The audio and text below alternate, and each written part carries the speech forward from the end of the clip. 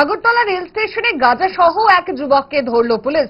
তার কাছ থেকে উদ্ধার করা হলো 10 কিলো 340 গ্রাম ওজনের গাঁজা। আজ স্টেশন চত্বরে পুলিশ অভিযানে বছর 20-র উমর ফারুককে গ্রেপ্তার করে পুলিশ।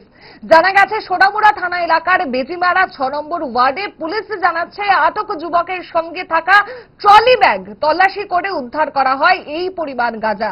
গাঁজা বাজেয়াপ্ত করে ধৃতের বিরুদ্ধে পুলিশ সুনির্দিষ্ট ধারায় মামলা রুজু করেছে।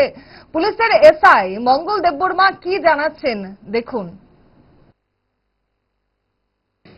আজকে 27 অগাস্ট 2026 সকালবেলা আমাদের আগরতলা জিআরপি থানার অফিসার এসআই মঙ্গল দেববর্মা ওনার স্টাফ সহ আগরতলা স্টেশনে যখন চেকিং করছিলেন ওই সময় সোনামুড়ার একটা ছেলেকে উনি সন্দেহজনকভাবে একটা ট্রলি সহ পান।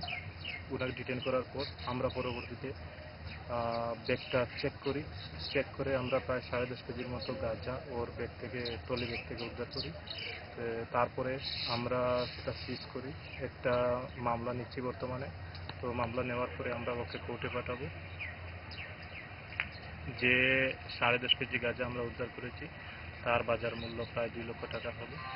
আমরা ইনভেস্টিগেশন করছি, তার পিছনে যারা জড়িত আছে তাদেরকে খুঁজে নেওয়ার চেষ্টা করছি।